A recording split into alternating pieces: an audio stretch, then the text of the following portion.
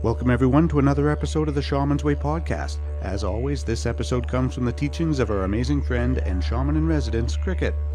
We hope you're enjoying these podcasts as much as we enjoy making them, and I'd like to take just a moment to ask you if you would please leave us a rating and a comment in iTunes or whichever podcast player you're listening to us from. Giving us a rating and sharing this podcast with others is the biggest way you can tell us that you like our show. Now, without further ado, on with the episode.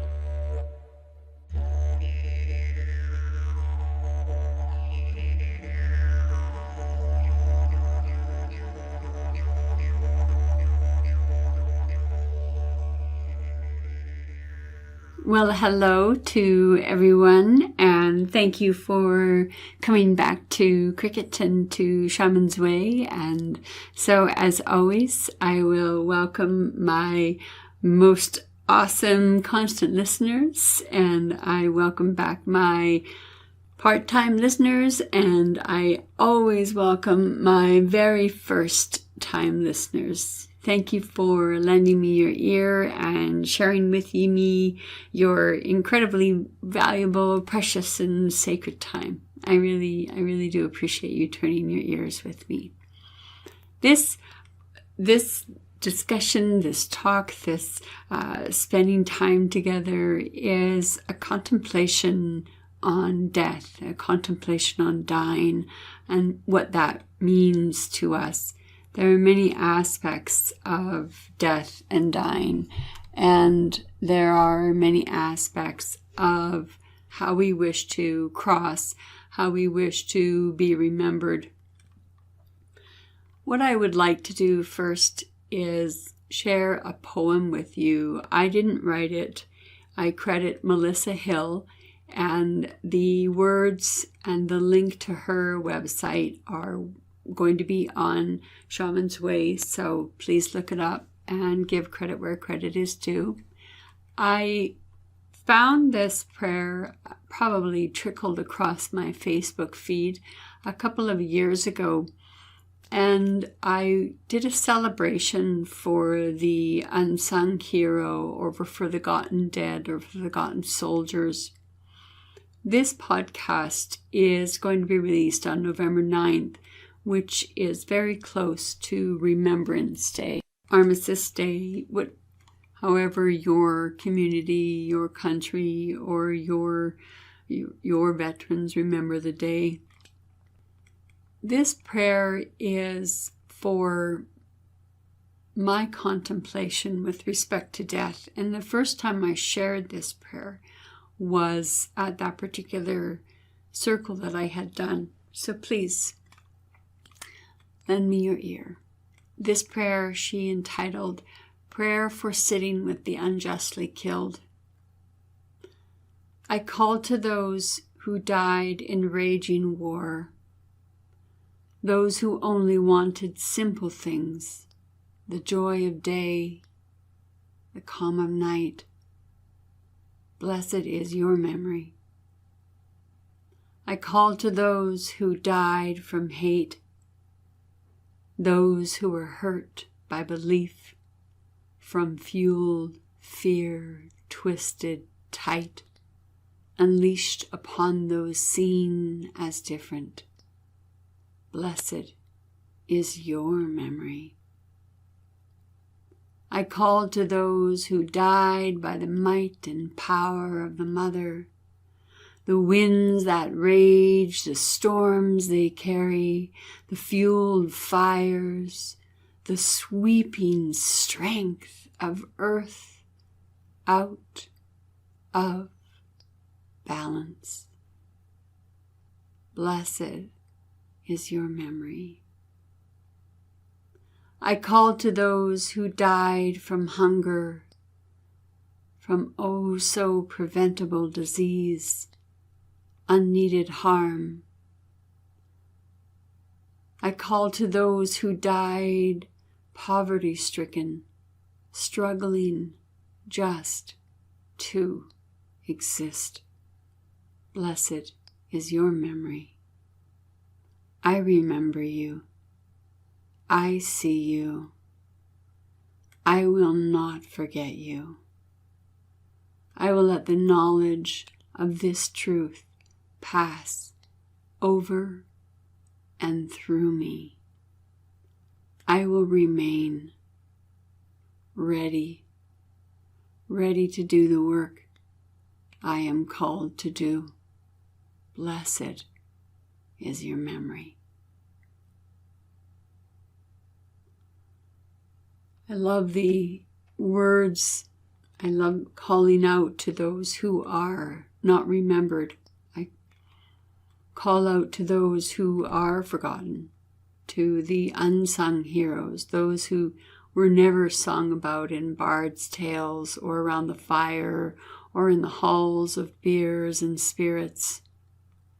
The heroes who were left on the battlefield, the heroes who claimed their way for this justice or that justice, this injustice, and many others. Death is a very deep and mournful subject, and yet at the same time, there are so many sides to death. They carry so many faces of the word grief. On this November 2nd, on a Saturday night, myself and 7 other stalwart travelers, we did together a ceremony for the dying and a ceremony for the dead. We did not focus on the ancestors who had passed. Instead, I asked us to focus on the parts of ourself that we are dying to. Many of us can remember times when we have lost someone that we love. I'm always surprised when I run into a person who has not lost a significant human until they're well in their 20s and some even into their 30s. That certainly has not been my experience. Death has been a companion in my life for as long as I have known, either through terminally ill siblings, terminally ill parent, terminally ill grandparent, and many others who cross into my healing room for work just prior to their own crossing. Death has a relationship with me, and I have a relationship with death. I recognize that death carries many faces. Death carries many voices. Death carries regret. Death carries whatever your bucket of death you put into it. That's what it will carry. And it isn't that I didn't want to remember the dead when we gathered, but I wanted to remember and release those parts of us that no longer suit us. We have many aspects that die. If we have children who have an addiction, we are dying constantly and grieving constantly for the life that you thought might happen for that child that will never happen that way, for that child will never return the way that you remember that child. For the parents who struggle with their own addictions, to the grandparents who struggle with their own addictions, we often are found lamenting and longing for a shadow of a life that will never exist for us. At times we also cannot mourn that which we do not have, for we cannot mourn that which we do not know. But we can certainly mourn ideals, and we can certainly mourn lost futures. We can also mourn, grieve, and die to belief structures that no longer serve us. When we come face to face or we bump up against our reality, we are asked to see ourselves. Well, we can take the opportunity to see ourselves. It doesn't necessarily mean we're going to. I think it is invaluable to take an expression of yourself and recognize, who am I now? Who will I become what parts of me do I no longer have to give time or attention to, for the very simple reason that I have shifted my viewpoints of myself. Perhaps you have done many years worth of ceremony. Perhaps you have done many years worth of soul work, or many weeks, or many months, or a year. And who you were a year ago is not who you are today. And you recognize that, and I recognize that. So in the time when the veil was thin, and the time when the veil is between the worlds, we did a ceremony to allow those aspects of ourselves. And I'll tell you what we did. And perhaps you'll be inspired at some point to try a ceremony similar to this for yourself. We required a vessel, and the vessel could be whatever you wanted.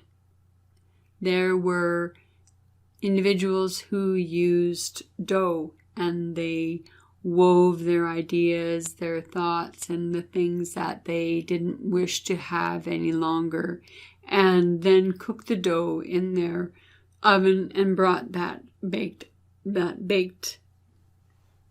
bun to the ceremony. Others brought stones that they felt connected to. One gentleman brought a canoe because we were going to use a spirit canoe.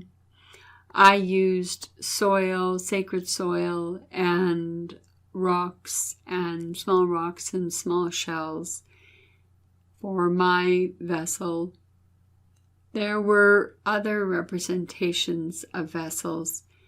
Yours would be your very own. Now, the sacred soil, I understand what I'm going to say is not everybody's gig, so I respect that. Sacred soil for me is soil that I have gathered from a graveyard. Graveyards have long been considered a very mystical and magical place. They have the miasma. There are considered to be the threshold between this world and that world, and very sacred space.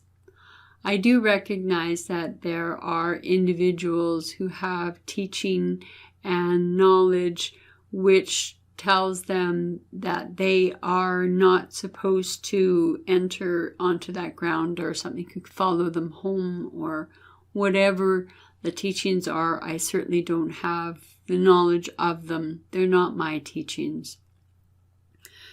Now, before I ever gathered sacred soil, which was many years ago, I did ask the spirits that I work with, especially the spirits I work with in the underworld, if this indeed would be something that I could use. And the reason that I asked them is because I am sensitive, and because there are often ghosts or spirits or whatever you wish to call that will come to me, come see me, walk through my home, whatever the case is. It's always been very open for me. So I wanted to make sure that I would be safe if I brought soil from the place of the dead into my home. However, as I talked about earlier, I have had a long-term relationship with death, and we have had a long-term understanding of one another. I find the sacred soil very comforting. I don't panic when I don't have any in the house, but I certainly don't wish to do any ceremony, and indeed any ritual, without it if I'm not called to.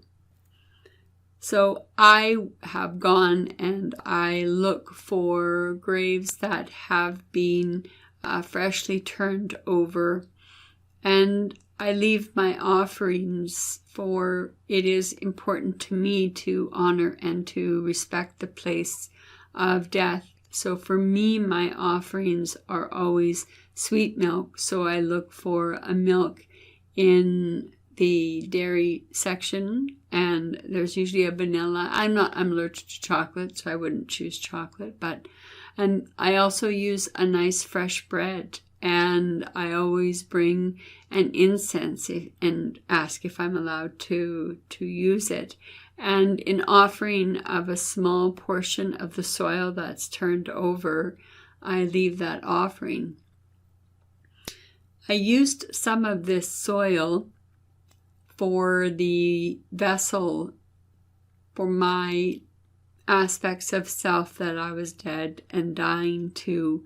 And I know that other people did bring soil of their own collecting or brought a bowl, and I offered them some of my sacred soil. The place of the threshold is important for me, which is why I requested that people bring a vessel. The vessel is that place that is holding the embodiment or the ensouled pieces. The bits and bobs that we put our pieces of that we're dying to, or our thoughts or our words or our prayers, they all look very different. I encouraged each of us in this place to take our own selves away and do this very individually. So this would be an individual part of it. And I took the shells, first I took the soil, I breathe life into what I'm working with. This is a part of my enlivening and ensouling. And I don't believe ensoul is a word, but I think it should be a word. And this is the ability to breathe life into another aspect or a part of earth. Not that earth in and of itself and the soil in and of itself and the stones in and of itself don't have their own life force. But what my breath does is it merges my life force with their life force. Why is that important? It's important because I'm asking that particular element to do a favor for me, to do something that I'm requesting. In this case, I'm asking the soil if it would please take my prayers and my bits and my bobs into itself and use it as a means of seeding or transforming or forever taking away from the light of day my thoughts, my sorrows, my death, my dying to self, my dying to my lost futures, and releasing the thought patterns that no longer serve me. Breathing life into it. I also asked each of us to use rattles. Rattles are that aspect or that sound, that medicine, that friend that shakes things up and changes the fast vibrations. And it's also easier to work with if you're not doing this in nature, or if you're not able to do this in a place where you can make a lot of noise. Perhaps you're in a small room, you're in your own apartment, or you're just really shy with sound. The rattle is a very good choice just for that relationship and intimacy of sound to shift and change the energy of the vessel. So whether your vessel is the soil or whatever you choose for the vessel, and breathing life into it is giving the mingling of self with the mingling of the energy of the spirit of the element that you are asking to enter in relationship to do a favor or to do something for you on your behalf. So when we speak, we make manifest. When we rattle, we change this energy. And this then is that part of bringing that ensouled part of yourself to life, to really to take this part of myself out, to speak it. So we're making that unconscious conscious. We're asking that to dig deep into the shadow of myself, or dig deep into my own shame. Where am I shameful? Where do I want to release that?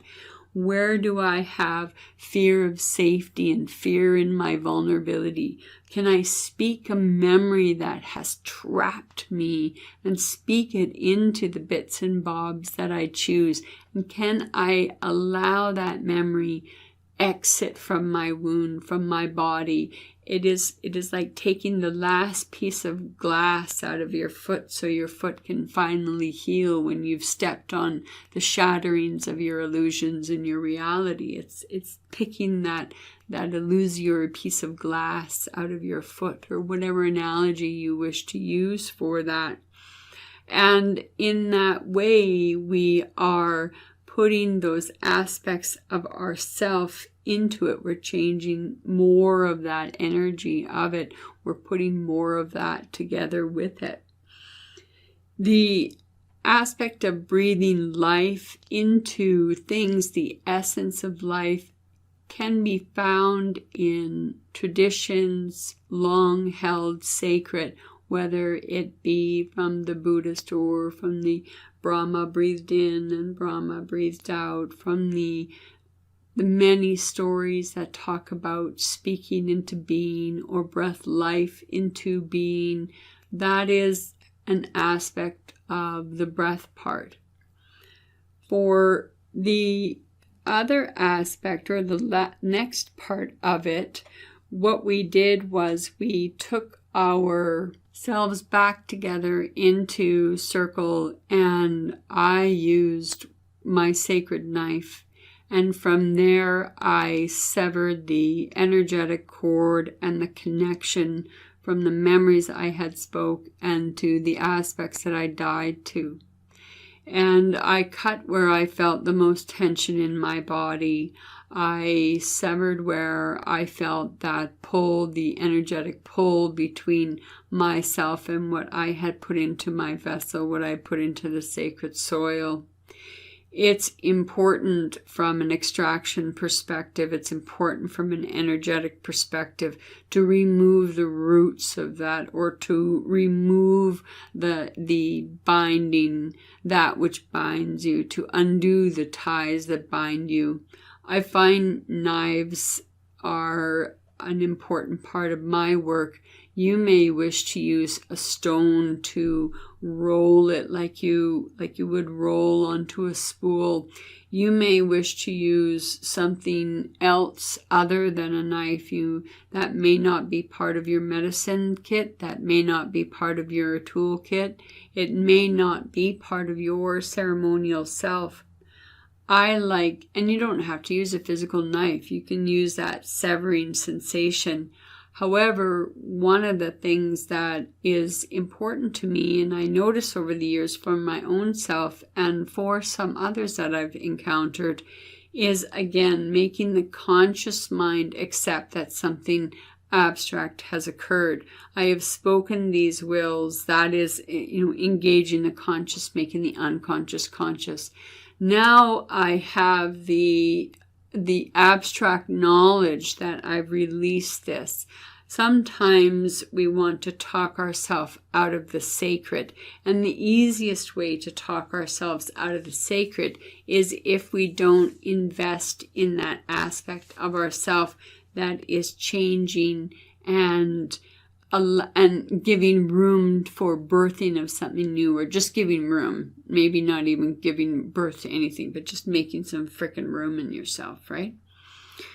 So from there, I took the knife and severed the parts of myself where I felt so connected to the memories, so very much in my third chakra, very much in my third eye, over up to the crown of my head. That was for the voices or the negative aspects of myself. I did not cut myself to the point of bleeding by any stretch of the imagination. I used my knife over top of my clothing. Would I have done it on bare skin if I was alone?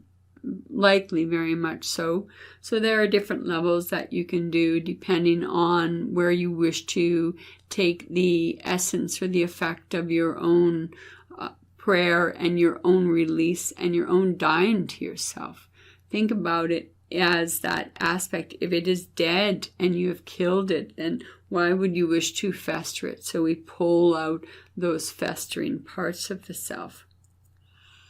From there, we went on a shamanic journey to the psychopomps, to an area either where psychopomp occurs or to meet with our psychopomps. Now I'm going to stop it there, and I'm going to ask you if you have encountered a psychopomp being or have encountered a psychopomp area in your journeys and in your work. What does a psychopomp mean for the new listener or the semi-constant listener? The psychopomp is a being that is often responsible for bringing a soul from one place to another place. So it would be the angels for some people. For me, I work with Lady Death. She's important to me. The Lords and the Ladies of the Crossroads are another group of spirits that are responsible for taking the soul from one place to another place. When we are called upon to do work in natural disaster, we have the ability in the shamanic practice to move ourselves to a place of natural disaster, and with the help of spirits to help the stuck spirits who wish to cross to move over into another place. I have done another podcast specifically on psychopomp, so please refer to that for more of an in-depth discussion as to what a psychopomp is and how it applies to you. So for the sake of this particular discussion that we're having, we are moving to the psychopomp. You have the imprint, the energetic imprint of the physical manifestation, or the physical vessel that you have. When you've enlivened it, when you've ensouled it, then you've also brought it energetically into your spirit world. So when we bring it energetically into our spirit world, we can see, feel, touch, however you journey, that vessel that we are carrying. And we journeyed to the psychopomp or to the psychopomp area. And for those who have used their psychopomp, handed their vessel to the psychopomp being. For those who went to psychopomp areas, such as rivers, such as places of burial, they passed on they buried themselves or did it themselves, recognizing that we have to now take this into the physical world. So we have handed off our spiritual vessel.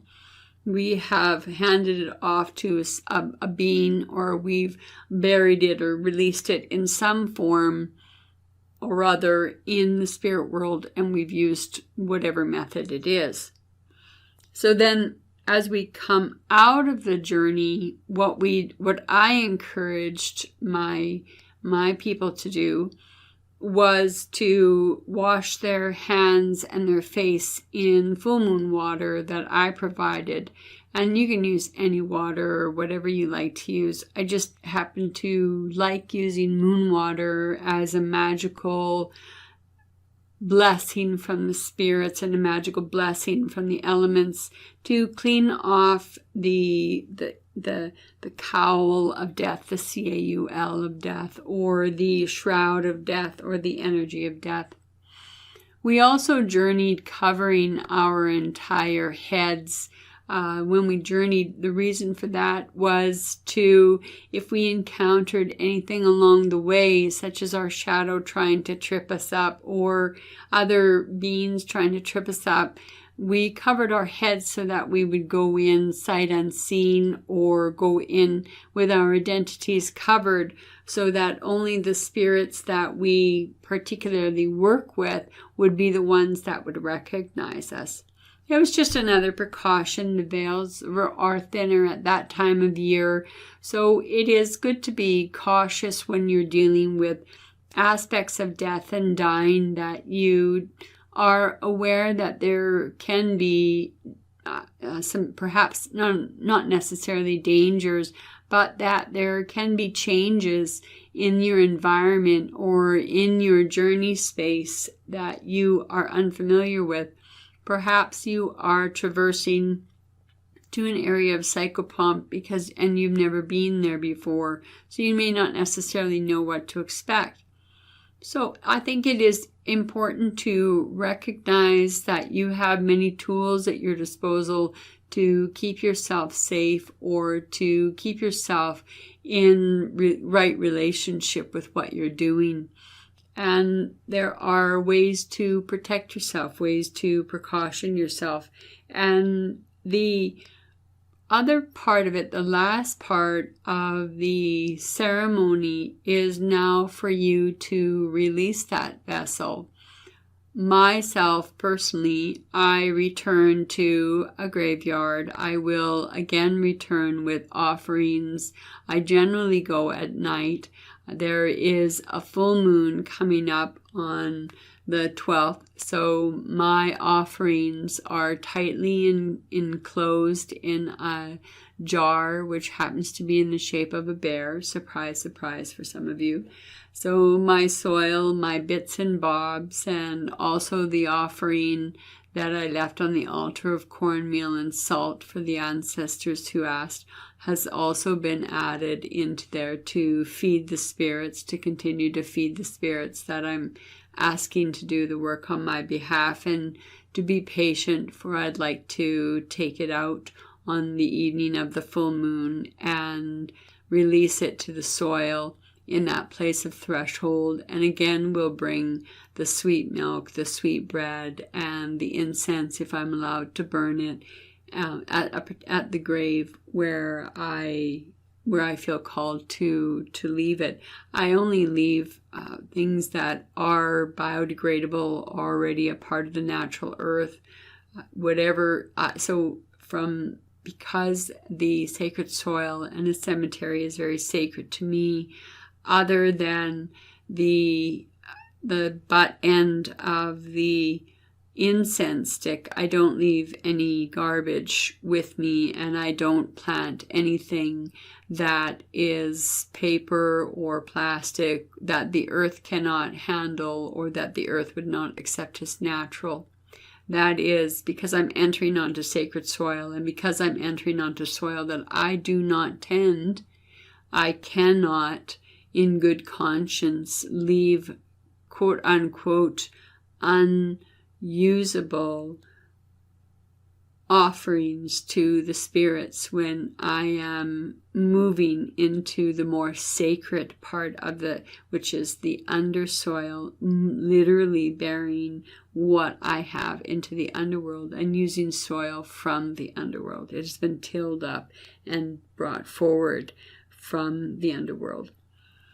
There are many different sky burials, so that is an earth burial. Your vessel may be part of a sky burial, so you may be asked to release what you spoke into the sky. So perhaps you used feathers, perhaps you are using a tie of some sort, perhaps whatever you're leaving. There are fire burials, there are many representations of fire burials, and unfortunately, Anyway, I won't go into that. So there are fire burials. So you may burn your offering or the parts of yourself that you wish to release. There is also water burial. So you may have used water as your sacred vessel. You may have used something that the soil can, or the water can genuinely use as a means of carrying your prayers, offerings over into the underworld or the other place, or wherever you envision it to go. The other aspect that I will speak on very briefly are the self-preparations for the death. Self-preparations could be altars to your death or to your dying. If you have a terminal illness, to make friends with death, to create an altar of, if your belief structure is that where you go is a bright and sunny place, then your altar to death would be an altar to the afterlife. So we will create an altar of where we wish to go. There are altars of ancestors and memories that are created with you, with your photograph, with candles, with incense, to light your path and to allow sweet scent to carry you and almost be an offering to the spirits to do a good deed on your behalf. I have had people in my life who have knitted their own death shroud and who have created beautiful arts and shawls and pieces to use in their hospital bed, to use in their home care bed, to also be buried with, that carry themselves from this world to that world. There are journeys that you can undertake to look at the landscape of the lands that you are going to be released into, perhaps do some bartering on your behalf.